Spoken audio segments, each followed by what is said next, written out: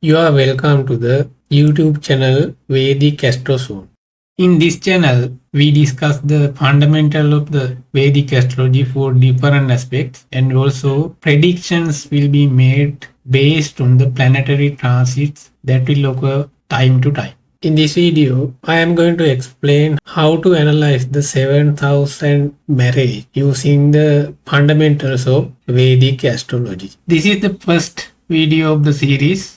I am going to explain basic principle so you can understand them very easily. So let us begin little by little, and you will get good knowledge when you learn the facts present in this lesson. This is the basic chart of Vedic astrology. Most probably you are familiar with this kind of chart, but there are several versions of this chart. For example, Western astrology using a completely different one, and also in different regions in India they use slightly different charts, but in Vedic astrology all charts tell the same thing. Now you can see the numbering system. The number 1 is in the top of the chart, and you can see from 1 to 12 are present in the chart. So there are 12 houses in this chart. They are numbered in counterclockwise. So these houses that represent by these numbers are categorized into different type of houses. For example, the houses denoted by 1, 4, 7 and 10 are called as Kendra houses. And the houses 5th and 9th are called as trine houses. Trine houses are always beneficial. They provide good results. Kendra houses are also good, but not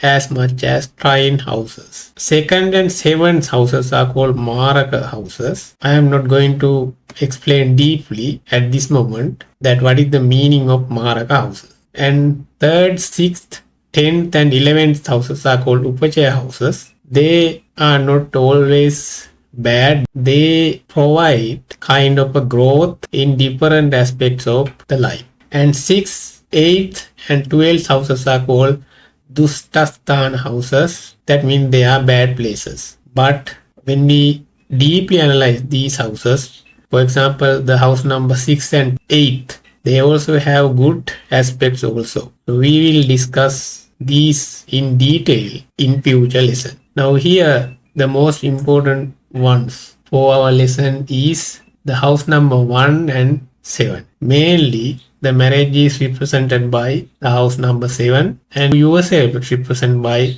house number 1. Now these are the signs. You might heard that there are 12 signs in Vedic astrology. Start from Aries. And also they are indicated counterclockwise. If we recall them, when start from Aries, it goes as Taurus, Gemini, Cancer, Leo, Virgo, Libra, Scorpio, Sagittarius, Capricorn, Aquarius and Pisces.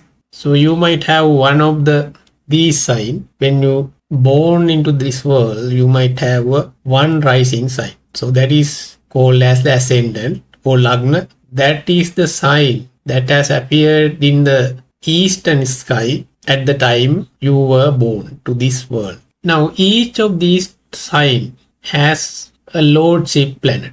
That means out of the 12 signs, each sign has one planet that has control of that sign. For example, the sign Aries is owned by Mars. In Vedic astrology, it is called as Mangala. And Venus owns Taurus, Mercury owns Gemini, Moon owns Cancer, Sun owns Leo, Mercury owns Virgo, Venus owns Libra, Mars owns Scorpio, Jupiter owns Sagittarius, Saturn owns Capricorn, and also Saturn owns Aquarius, and Jupiter owns Pisces. If you look this table carefully, except Sun and Moon, all other planets owns two sides, but Sun and Moon owns one single sign. When any planet is in its own sign, it is called Swasthestra state. That is very strong state in Vedic astrology. When a given planet is in its own sign, that planet can develop its unique characters and produce good results. This is very important when you analyze 7th house and 7th house lord, because if the seventh house lord is in its own sign, then it's a good indication for the marriage. And now we will move into the our lesson little bit. Once you have a ascendant, we should know what is the sign that falls into the seventh house and who is its lord. That means what is the lord of the seventh house. That is very important when you analyze the marriage using this Vedic astrology. For example, when you have your ascendant as Aries, that is controlled by Mars, its seventh house falls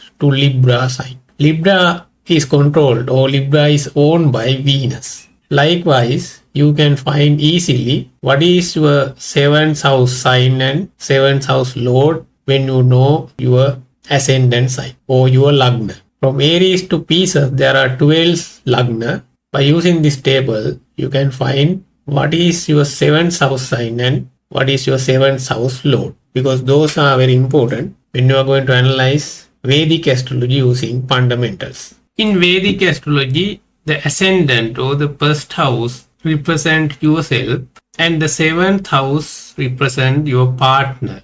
If you are married, seventh house represent your spouse. If you are not married, but still you have a partner, the seventh house represent your partner. So you can see the relation between first and seventh house is 180 degree. So seventh house is exactly in the opposite of the first house or your ascendant. So this is the thing we have to understand when you are going to analyze Vedic astrology. Now these are the important factors that should be considered when you are going to analyze the marriage using Vedic astrology principles. Those are the seventh house lord and significators. In Vedic astrology, for each aspect of the life, there are significators. In here, our main focus is on the marriage. So the significator for the marriage is Venus. That is also for both male and female.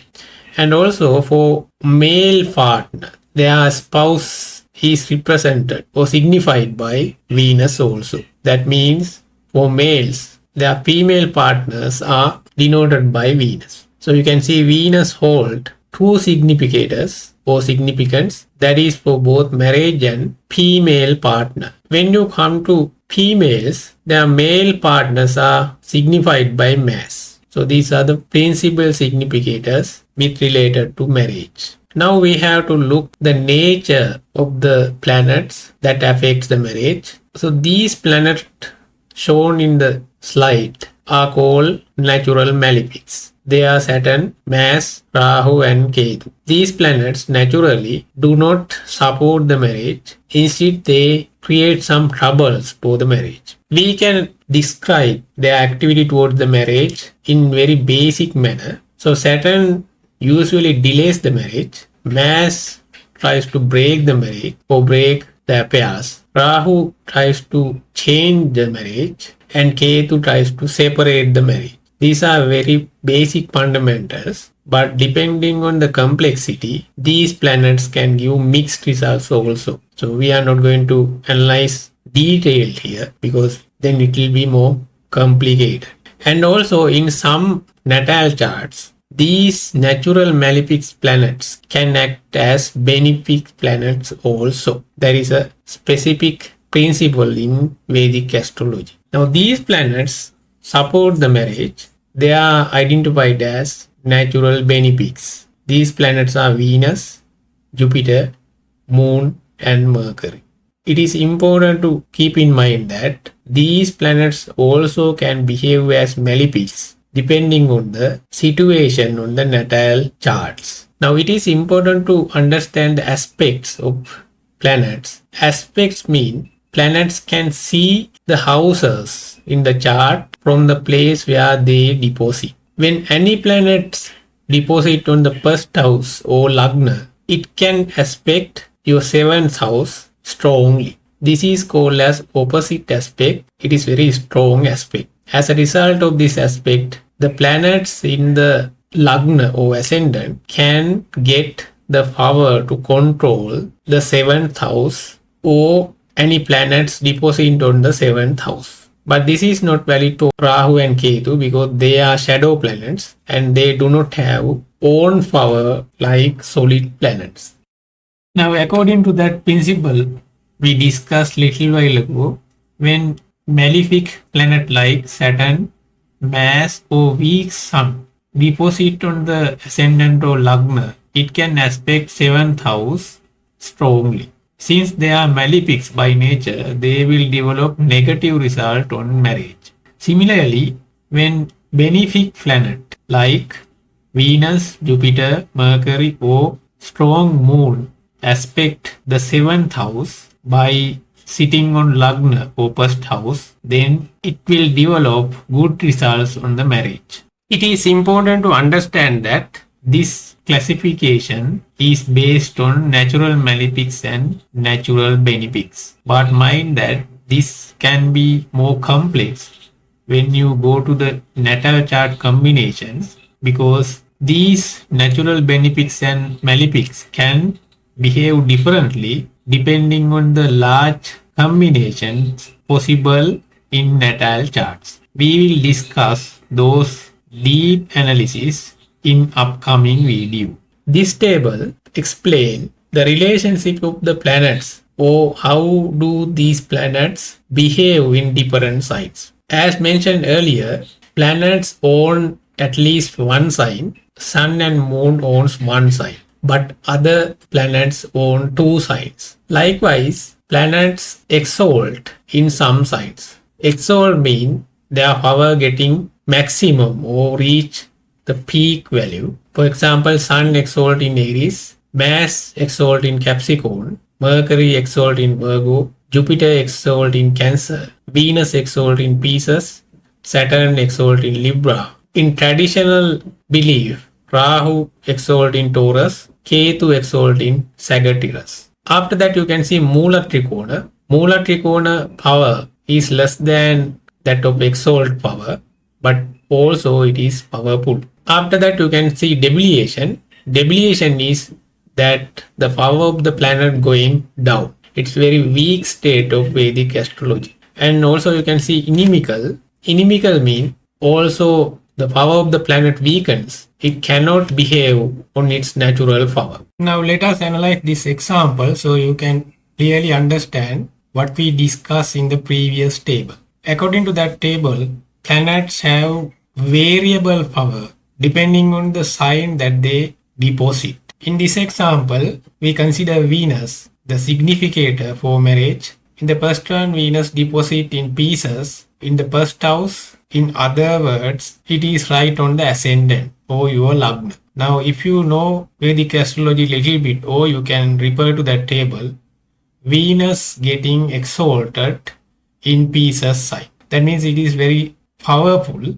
So Venus directly aspect the seventh house when it resides on first house or lagna. So this is very powerful indication for the marriage. In the second example, Venus in the Virgo sign or ascendant. In the Virgo sign, Venus debilitates. That means its power is very weak. So in this example, there's a bad indication for the marriage. Now, other thing here we have to understand is Venus is natural benefic planet. Then the power decline from good to bad, because natural benefics, they are always in the good side, but depending on the sign that they reside or other combination that they get through the natal chart, their power can change. Now in this example, we consider Saturn a natural malefic. The first example, Saturn is in the Libra sign or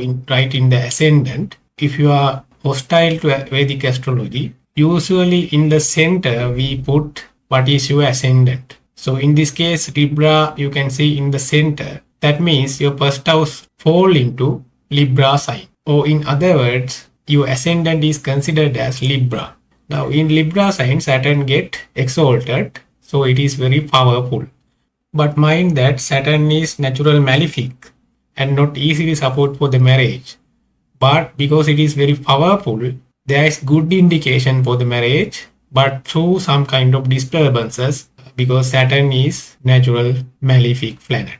In the second example, Saturn is in the Aries sign or Aries ascendant, Saturn gets debilitated in the Aries sign. So this is very bad indication because Saturn is natural malefic and also it is getting further weaker because it debilitates in the Aries sign. Hope you got some rough idea that how does the aspect of planet depends on their strength. So the strength depends on the not only the sign that they deposit but on various factors in astrology, but we cannot discuss them at once because it is very complex. So we are getting them to little by little. Now in this chart it represents the aspect of planets from where they deposit in the house out of 12 houses. This describes the aspects of Saturn. Saturn has special aspects in addition to opposite aspects. In total, Saturn can aspect 3rd, 7th and 10th houses from where it deposits. In the chart number 1, Saturn deposits on the Lagna or ascendant. Then it can aspect 3rd, 7th and 10th house. So our focus here is the 7th house. So Saturn here can aspect 7th house in opposite aspect.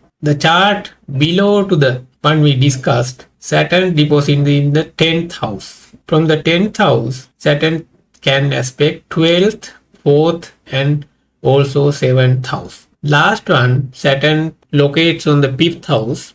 From there, Saturn can aspect 7th, 11th and 2nd houses. So from these charts, we can understand that Saturn can aspect the 7th house when it deposits on 1st, 5th and 10th houses. Usually when Saturn aspects 7th house, it can delay the marriage. This is the fundamental but not always true. It can change depending on the combination on your natal chart. Now we will move into the aspects of Jupiter. Jupiter has special aspects in addition to the opposite aspect. Jupiter can aspect 5th and 9th houses from where it deposits or where it stays. In the first chart, in this example, Jupiter deposits in the 11th house. From the 11th house, Jupiter can aspect 3rd, 5th and 7th houses.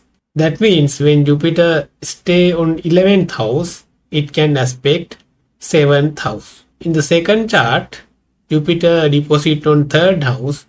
From the 3rd house, Jupiter can aspect 7th, 9th and the 11th houses. That means when Jupiter is in 3rd house, it can aspect 7th house. And mind that when Jupiter is in the Lagna or ascendant, it can aspect 7th house, because you can remember whenever a planet sit on the Lagna, it can aspect 7th house. Because any planet except Rahu and Ketu has the opposite aspect. Now Jupiter can enhance the marriage and also it will develop or widen the opportunity towards the marriage. Jupiter is considered as natural benefics, so it can grow or improve the environment for the marriage. And we will move into the aspects of mass. Mass can aspect 4th, 7th and 8th houses from where it deposits. In the first chart, Mars deposits on the 12th house. From the 12th house, Mars can aspect 3rd, 6th and 7th houses. In the second chart, Mars stays on the 4th house. From the 4th house, Mars can aspect 7th, 10th and the 11th houses. That means when Mars deposits on 12th or 4th houses, in addition to the ascendant, it can aspect the 7th house. So this is called as Mangala dosa. It's a highly inauspicious dosa that can create hurdles and troubles towards the marriage. But there are some combinations that will cancel this dosa. We will consider those things in detail in the upcoming videos.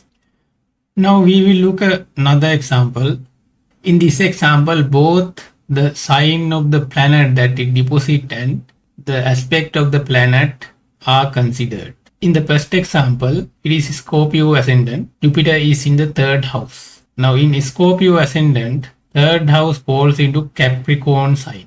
You already know that in Capricorn, Jupiter debilitates. That means the power of the Jupiter get weaker. then the debilitated Jupiter can aspect 7th, 9th and 11th houses from 3rd house. So this is not going to be good because Jupiter is a natural benefic or natural beneficial planet. When Jupiter debilitates mean the power of the ascendant is going to be considerably weaker. In the second example, it is Taurus ascendant. Here also Jupiter is in the 3rd house. In Taurus ascendant, 3rd house fall into Cancer sign. In Cancer, Jupiter exalts. That means the power of the Jupiter gets maximum. Then it is highly good indicator for the marriage because exalted Jupiter can aspect 7th house from 3rd house. Now this is how we use the basic principles in Vedic astrology for the practical applications. But here we considered only the house and the aspect. House means the sign of the house. Likewise, we have to consider lots of fundamental principles. Thereby we gather all the fundamentals and decide the real condition of the natal chart.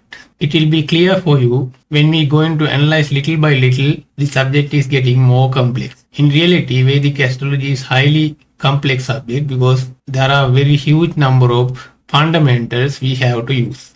Now, so far we considered the aspect and the power of the planet depending on the sign that they deposit. Mainly we considered how does the planets aspect 7th house. Similarly, they can aspect 7th house Lord Venus, the significator for marriage and also female spouse, and Mars, the significator for male spouse, and also 7th house from Moon and its Lord. We will discuss these with examples in the next video and hope you got good knowledge from the details discussed in today's lesson.